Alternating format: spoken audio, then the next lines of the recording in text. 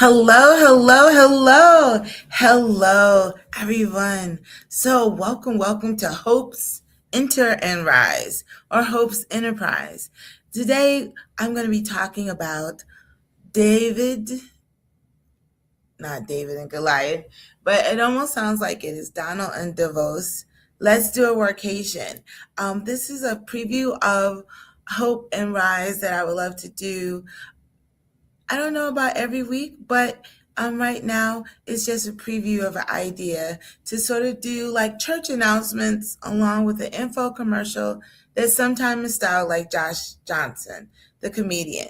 Not that I'm so bold and brave enough to say that I sound like Josh Johnson, but I love how he talks about political and newsworthy items of the day in a way that's sort of satirical, sometimes ironic, but it makes you think. So I want to talk about those things in this format.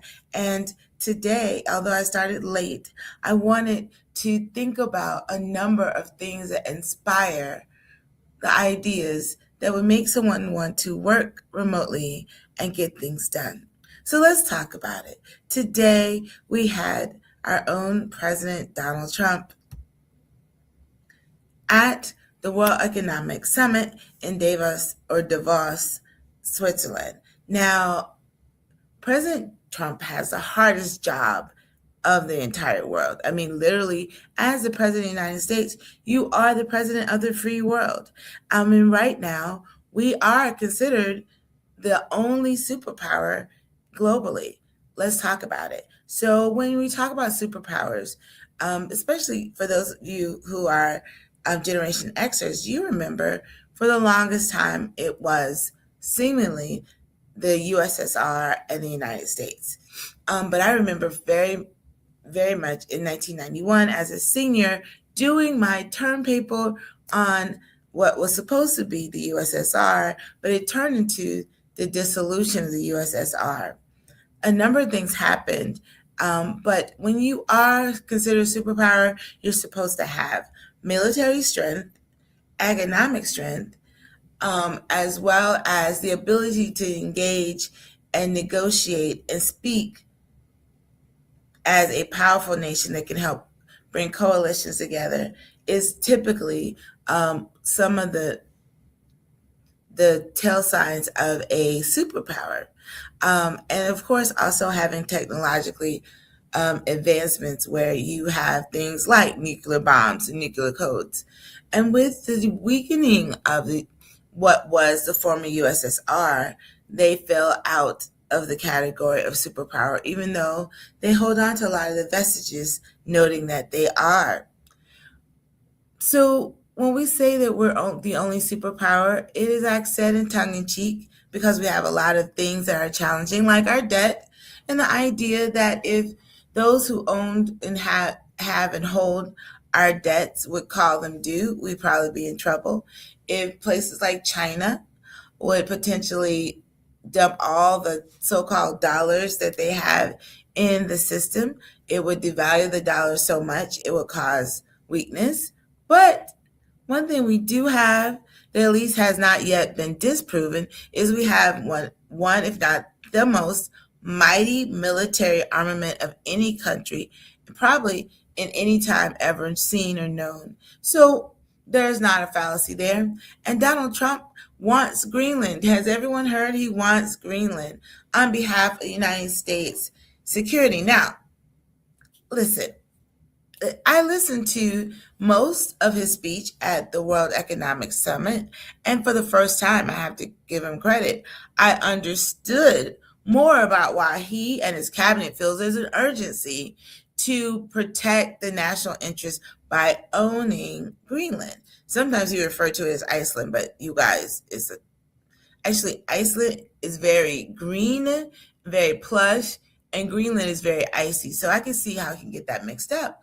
But I have to really say that it was the first time I actually understood, especially with a more imperialistic mindset, more of the understanding that for a long time, I think it was the Monroe Doctrine, we have held very much the idea that the United States is responsible for controlling the Western Hemisphere.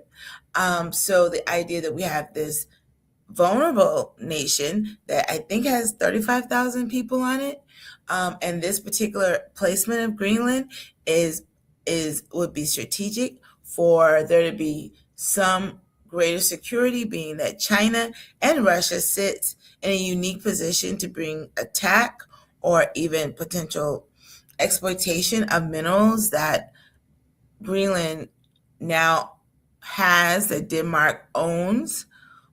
It also makes sense that if we pour money, as we already share enough, we already share some finances regarding our financial responsibilities, or we've taken on the expense of making sure that certain things are secure, that it makes sense. Like, well, we should own it. If we, if we're buying the milk, maybe it's better to own the cow, or if we're spending money on it.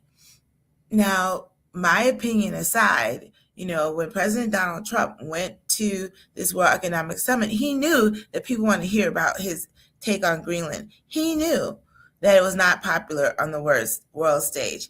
And he even began his speech as if he would not go into Greenland, but then he said, oh, yeah, I'm going to go there. Now, let's look a little bit at what we're talking about when we say Greenland, or when we say where this World Economic Summit took place. It was in Davos, Switzerland. Gorgeous, gorgeous property. And when I say gorgeous property, if you've never been to Switzerland or any of those, like Norway or any of those really Nordic countries, you may be shocked about, even though it's very cold often, it's just so beautiful. It really is beautiful. There are so many mountains of snow and just majestic, if I could say majestic types of spaces, and it's just gorgeous. It really is. It really is gorgeous. Let's take a look. We have, isn't that gorgeous? Davos is a wonderful place. Now, when you look at it, don't you think of vacation? This is where the world leaders are meeting in Davos, or Davos, Switzerland. It just had me thinking, this is a place where beautiful, beautiful people and times and events, like ski lifting. Even I thought it was so cool to see how some of the pictures I saw, I was like, oh my gosh, it just makes you want a vacation there. But this is where the world came to work. This is where President Donald Trump and the presidents of so many countries came to do business. And you know what? President Donald Trump came to work too. And a lot of people apparently there were sort of holding their breath to see what he would do or consider. Look at that. It's beautiful. A number of leaders were hoping that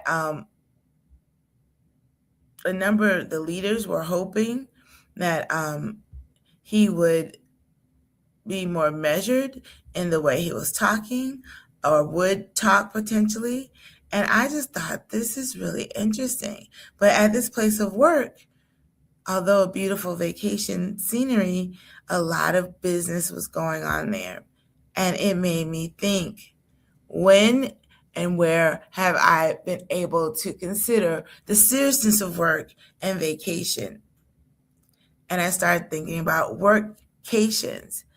I was wondering, have you ever had the opportunity to work from home, or the type of work you're doing you could easily do from a place does not have to be the desk of your office, and you're doing serious work? It actually can inspire change. It can resolve anxiety. It can calm your nervous systems. It does actually a really awesome thing, even in a beautiful, comfortable place like Switzerland. Just the idea of changing your circumstances and your atmosphere can do a lot in pushing forward whatever your work agenda is.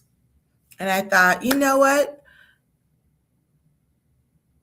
It is something we all should consider, because I think here what we found out in the talk of President Donald Trump, he said, for those countries in NATO who doesn't support his desire for Greenland, he's going to get them back and retaliate by increasing their tariffs to 25% starting February 1st. Well, they scoffed at that.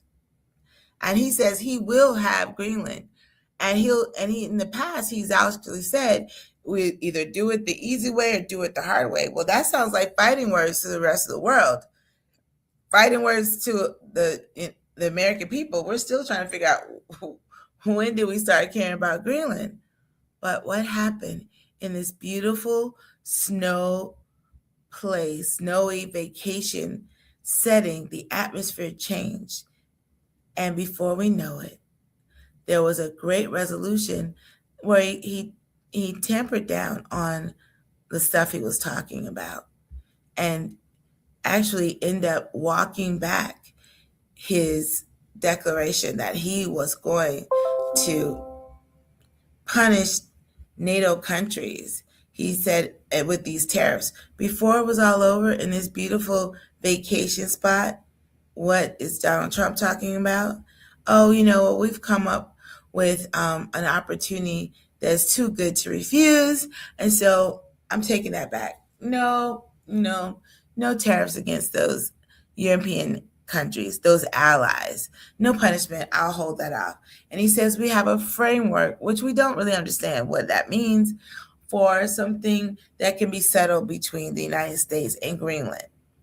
But I even thought the workcation or the working in a vacation spot sort of mellowed him out so much, even before his speech, that by the time he gave his speech, he clarified, oh, no. We want Greenland, but we're not going to take it by force. We're not saying we're going to get violent. We're not going to say there's going to be a confrontation in war. We're just saying, that we feel like Greenland should be ours and NATO should give their consent and help us get Greenland, and then start talking about the history of even how Denmark was not able to control Greenland when they were taken over, some would say fairly quickly, by the Nazis, and Greenland was left undefended, and the United States came in and defended and protected Greenland, and then after World War II gave it back. So I think it makes me think of some truth that I want to share today. And it has inspired me with this question: let's go on vacation. Now, but we don't have to leave it behind work. And even though for some this would not be obvious, the example in the last 24 hours of our own President Donald Trump going to Davos, Switzerland to work, that is reminding me even more so why workcations are so meritorious. What is a workcation? Let's talk about that. Because when we say workcation, a lot of people would not understand. In fact, I came into understanding workcations by almost just default, because I went through a number of things, including the death of my mother in 2024. And just sometimes, right, work gets to be so much. The burden is a lot, but it's not often the case, or should I say it's not unusual, that it may not be the workload itself. It may be the other things that are happening surrounding your atmosphere, surrounding maybe what you're going through. And sometimes a change in those areas would help. And then, many times you're spending your whole life working, but you want to enjoy a piece of what life has to offer. You want to seize on opportunities to consider other things. And it may not be what happens 9 to 5, but it may be what happens 5 to 9. You are living, even if it's in a big city, you're living in a place where everything looks the same. or is become wallpaper in your mind because you're used to it. And just this one tweak actually can help you become more productive and give you an opportunity to live a little bit more life. And so that brings me to this question: workcation. Let's do a workcation. Now, I'm sort of saying let's do a workcation to bring you in, or any of my listeners in, on the idea of taking an opportunity to combine work with a place of traditional vacations, to allow you to do your job remotely while having the opportunities after work or after your dedicated work time to literally enjoy the environment that you're in, to sightsee, to eat delicious food, to just try something new. You don't have to go to Davos or Davos, Switzerland, but you can go somewhere nearby. So let's look at the definition of workcation. A working vacation is a simple definition and the combination of the travel of traditional vacations with remote work. So what's key here is that you do a job that you can do remotely.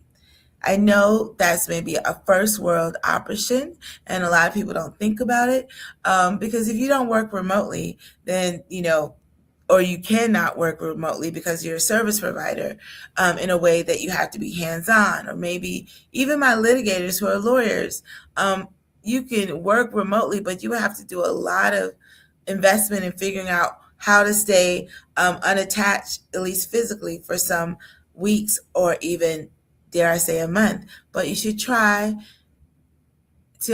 try to fit a mold in which you can do and produce work in a remote location. So this past week, I've participated in hosting a Working Women's Wellness Advance. I did, this will be in preparation for the second annual Working Women's Wellness Advance that I'll be doing sometime before the end of 2026. Last time I did one, it was in October. I tried doing one at the beginning of the year, this year, and it didn't go exactly as I planned. However, the WWWA had to be cut short because of inclement weather that's approaching the area where the WWWA is being held. But I was thinking, as I was participating in closing up some of the things that, like, even world leaders go to Switzerland or beautiful places, to do work, because changing an atmosphere helps in focusing. And those even in high levels of position know that, and they rock it, right? So let's do a vacation. And the idea for today's show came from that. Now, I am doing this like 1 something in the morning because unfortunately I fell asleep during the time I was going to do this. But so my voice is really strained, but I'm going to still talk and participate in this opportunity to talk about doing a workcation. So, again, when we look at what workcations are,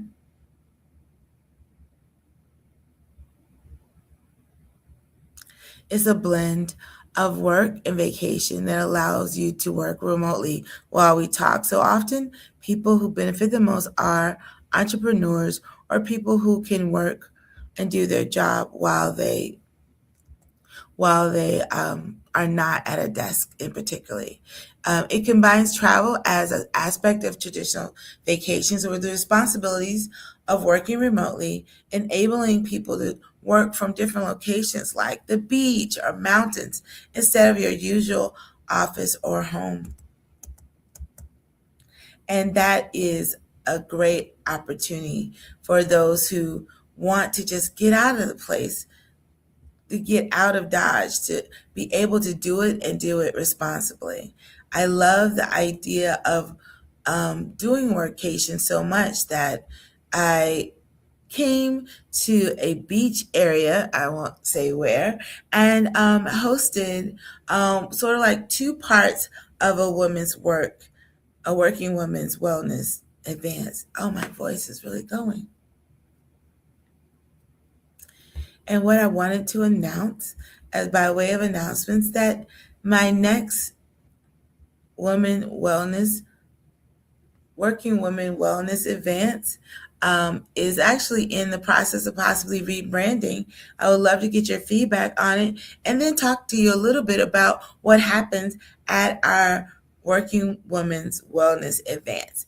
And advance nowadays, as you've probably seen, is often used in place of retreat because retreat sounds like it's falling back, whereas an advance is going forward. I love the idea, but sometimes when I say advanced, people don't understand it. So sometimes I'm thinking I need to just go back to using the word retreat. Well, the goal is for you to have at my retreats, for you to have a awesome opportunity to connect with other women who are also needing to escape, but at the same time have dedicated plans of working at least 6 to 8 hours a day. And that dedicated time, you would find as a participant places within the condo or on the beach or by the pool or on a patio, just wonderful places to sit for the entire time or part of the time to actually get work done. It's important for there to be key elements like having a place that would be able to provide Wi-Fi, um, you know, an opportunity possibly if it's dealing with the need of having teleconferences or video conferences, you need to be able to participate. So if you are creating a workcation for yourself, those are some of the things that you need to make sure you have. And then along that day at a workcation, especially the workcation retreats or advances that I do, we would also do things that were about wellness, whether doing a life coaching session. And this doesn't have to happen in a group. Maybe your work schedule is a little bit different from one of the other participants. Maybe you get up earlier to get in your first 4 hours so that you can go work out. Or maybe everyone's going to end at the same time so that we can have an opportunity to save some fun in the evening time. And those are the type of things that helps this time not just be vacation or just be work, but the women who gather in my Working Women Wellness Retreats, they gather with the accountability that we are working. This is not the time to talk. This is not the time. I mean, if there's someone who loves to chatter while they're working, maybe two people can go off and sit by the beach and work while they're chattering away. But I really do encourage, since we're going to have some times of wellness and times of fun, that you really take the time, your work time, very seriously. So you find at the end of the workcation, you're not having to catch up. You actually just took your work to a place that you had a different atmosphere, and hopefully would see a gain in your work productivity because of changing atmosphere.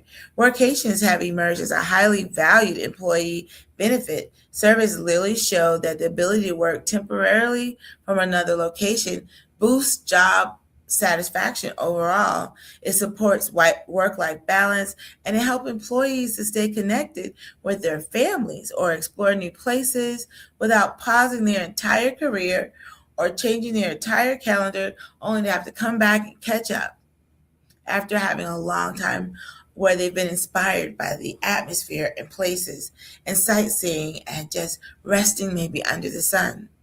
Employers benefit as well because flexibility is linked to higher productivity, lower burnout risk, and a stronger ability to attract and retain talent in an increasingly competitive market. So, from a compliance standpoint, a workcation typically involves a few characteristics that both help the employer and the employee. For instance, if you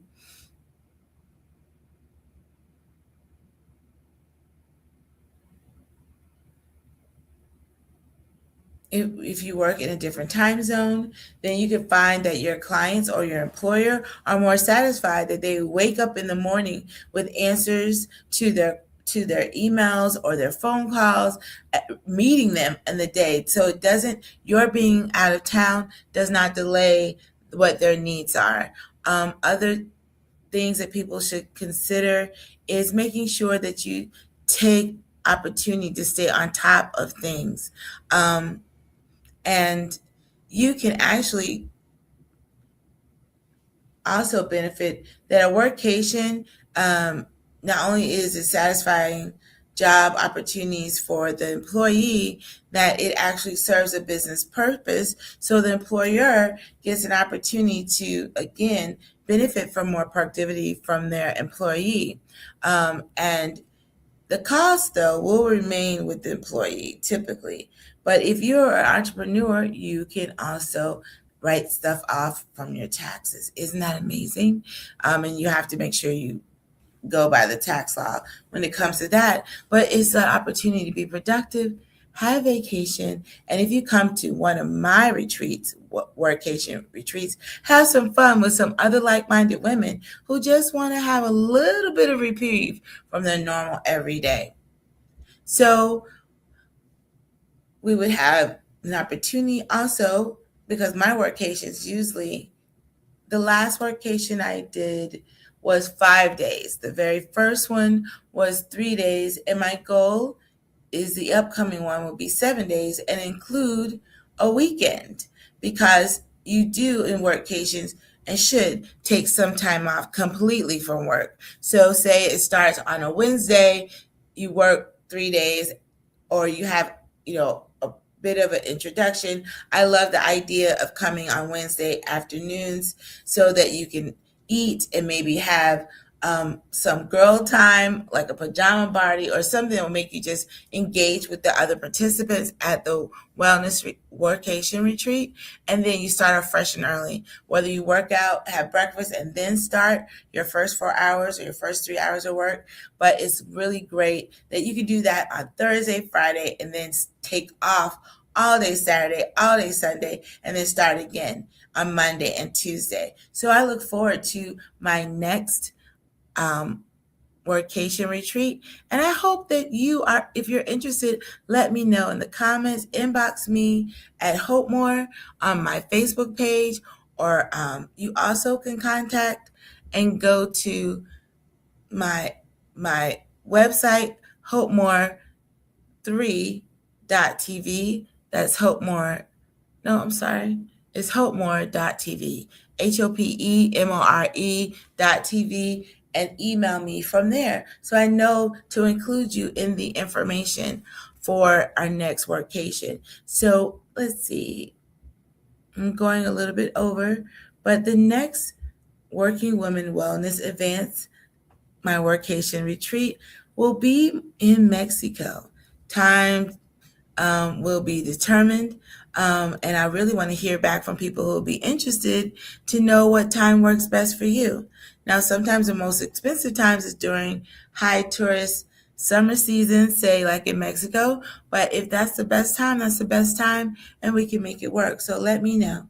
Let me know if you would be interested in going to the next Working Women Wellness Advance or the Workation Retreat. Another thing I would love your feedback on, as you can tell, that is a mouthful. And maybe it's not for all audiences, but I'm considering changing the name to Girlfriends Work Fun Prayer Retreat, because that's basically what we do. Girlfriends Work Fun Prayer Retreat. I am a minister of the gospel, but even if I wasn't, my life is so full of the things of God that even my fun incorporates that opportunity. Some of the things we did in this last workcation, we went to a jazz club, we went kayaking, we went on a sunset dolphin cruise, got massages, did candles,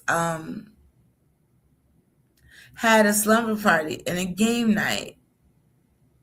Yeah, and it was just wonderful. And we did it all while getting work done.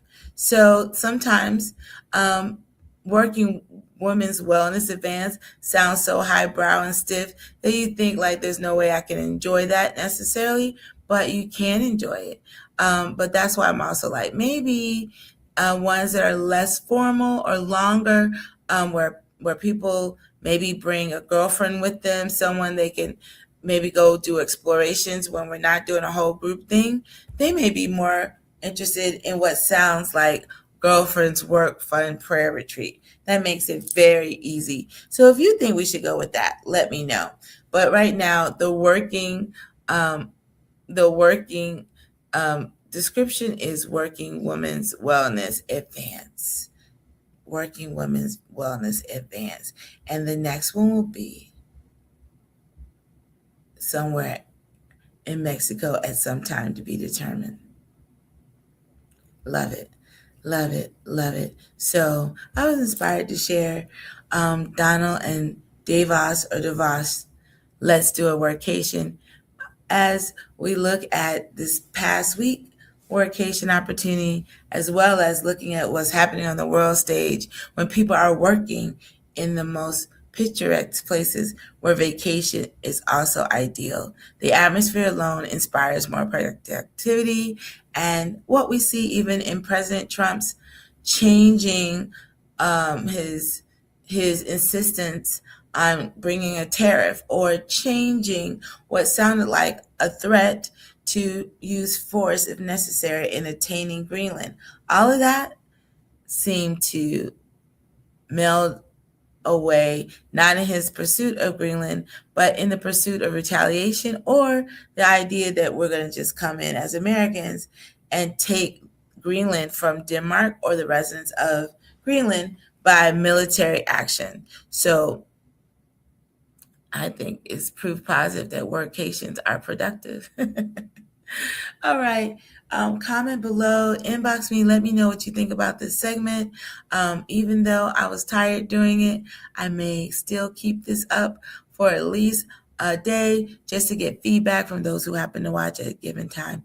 Again, I'm sorry that it's 1 a.m. and my voice is showing it, but I wanted to have an opportunity for hopes to enter and rise. Hopes to enter and rise. So, plan a workcation, come to mind, get out of the atmosphere, become more productive in 2026, and you will know and feel that hopes enter.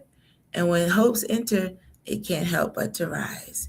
You have a great, great rest of your morning. Bye bye.